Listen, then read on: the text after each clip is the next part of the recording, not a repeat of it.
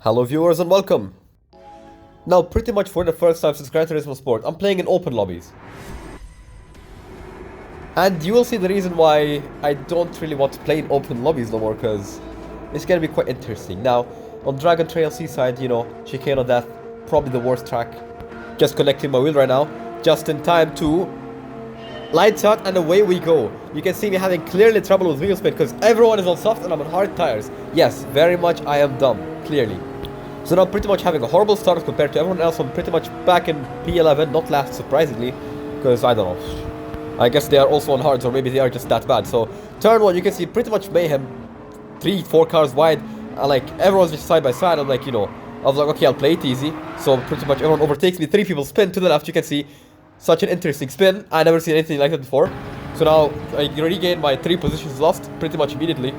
So now going into turn 3 right now, you can see everyone is like taking it a little cautious because it's an open lobby though. So I'm a little, you know, a little eager on the brakes, and you know, you see a spin, ghosting is off, and oh, what, Shadow Realm?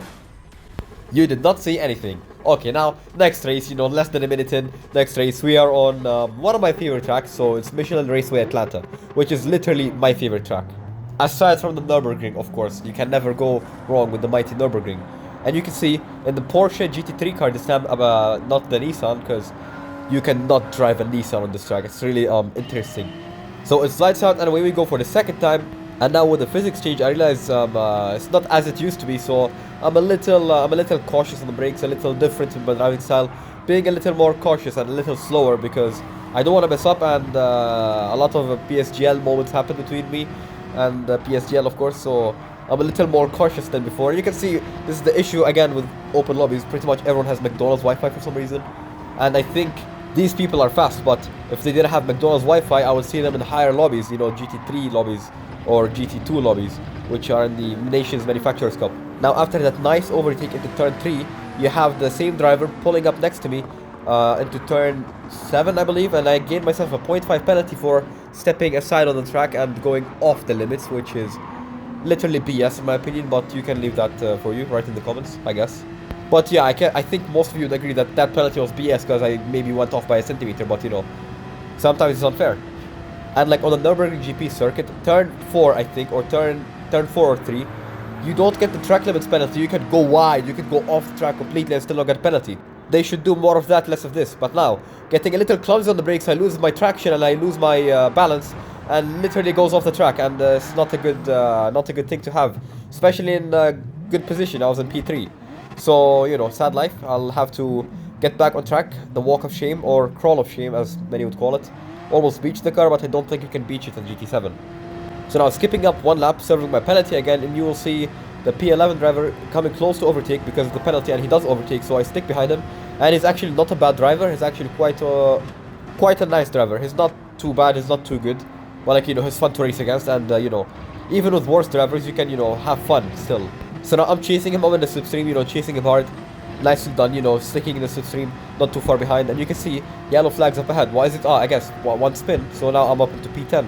And this is the thing with, you know, open lobbies. Everyone seems to spin because nobody seems to respect sportsmanship, because you don't get penalized for it. So yeah, it's quite interesting.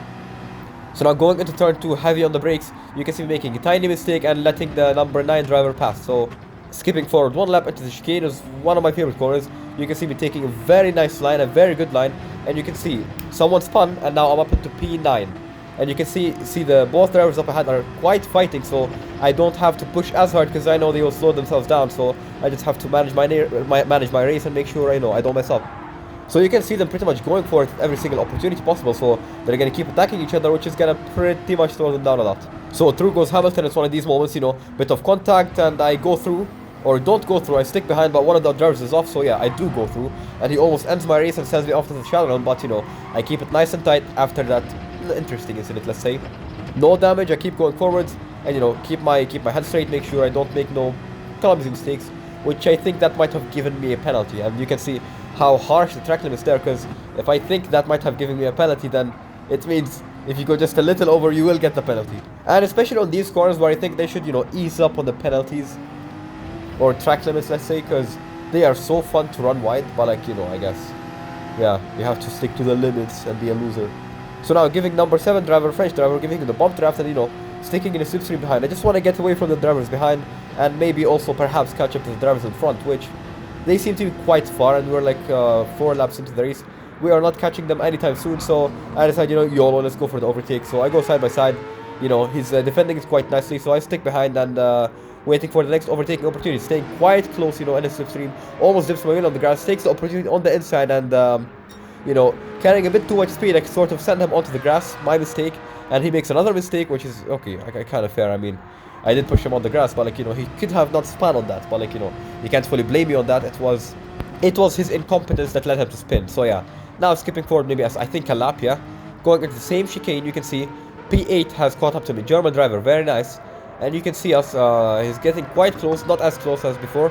But, yeah, mistake, which is quite unusual to happen, because I never seen anyone spin in this way on that corner. So, it's quite interesting, because I have ran that corner wide, and I have been on the grass, and I never faced this problem with losing traction there. So, it's quite interesting. We finish up the race in P7. You know, not a bad result, but not a good result too. So I'm like, you know, not bad, not bad. Here we go, finishing up in P7. Quite a nice result, not good, not bad again. But, you know, we go into the next race. Now, in the same lobby, but this time different track, because, you know, it's one of these open lobbies track rotation tracks, which I actually quite enjoy. And I genuinely believe you can help improve your skill, because I used to avoid them until now. And now after trying them out, I think they are very good. They are a very good tool to help improve your skill, because not only you're facing all sorts of drivers, you're also changing tracks quite often, so literally builds your skill. So do them. Lights out and away we go. You can see me pretty much not as fast as the other cars. BOP is on, I believe, so all cars are equal, and you won't have cars that are too fast compared to other cars. So now going into turn 1, me braking a little early. I don't really know where to brake, so, you know, I just keep it nice and tight. I follow the other drivers up ahead, because I have maybe less than 2 minutes of practice on this track. So you can see me getting a little clumsy over there and losing a bit of time, or losing a bit of speed. So now I'm just, you know, sitting behind, managing my own race, defending against the driver, the same driver from last time, the French driver. Defending against him because he decides to go and try to overtake, but he's not, he did not make it stick. I went side by side, and now I have the inside at the next corner, so I just outbrake him by a bit and, you know, make sure he doesn't overtake. Now sending him wide, he's not gonna make it, so, you know, now I have the line. Also, real quick, I just want to throw it out. My voice seems off because I'm a little sick. So yeah, back to the action. You can see me. This is the corner where my confidence seems to build up lap by lap more and more. Because this is actually a corner you can push really hard, but I did not push as hard as you could push there. So now into the corkscrew, literally my favorite corner, sending it into the inside of the German driver, and now pretty nice move, going a little bit off with the wheel spin, but, you know, sends it up into P4. Amazing stuff, nicely done. Now chasing P4, or mean P3, British driver, interesting name. I'm not even gonna bother reading that. So yeah, let's say British driver is quite far up ahead, so I'm gonna have to do a bit of catching up. So I skip a little bit, and you can see I caught up a little bit, and he made a tiny mistake, which led me to catch up even more. So now it's literally the final lap, and I'm chasing him for P3, and I do not plan to back down one bit. So now into turn 4, I believe. I mean turn 3, yeah. He brakes a little early, and he brakes perfectly. I brake a little late, causing me to have a bad line. So into turn 4.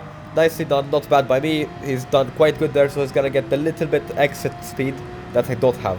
And now into the next corner, which is turn 5, I believe. You can see he makes a tiny mistake, maybe brakes a little late, goes off, and I keep my line perfectly, dipping my head on the grass, but staying within the limits, somehow keeping my tire on the curb, which prevents me from going off, because everyone knows, you touch the grass, you touch the sand, you're pretty much going off. So I just kept it on the limit, and you can see my tires are pretty much almost dead. They're screaming, they're like, please let us go. And now you can see, prime example of open lobby is this. 4 GT drivers decides to forget what brakings they are, maybe brake failure, I don't know. Sebastian Vettel, Monza 2020, I guess. Was it 2020 or 2021? I don't actually remember, but yeah, you know, same incident pretty much. Forgot brakes existed. I mean, no, Vettel did have a brake failure. So now up into P3 after that interesting overtake, or him going off.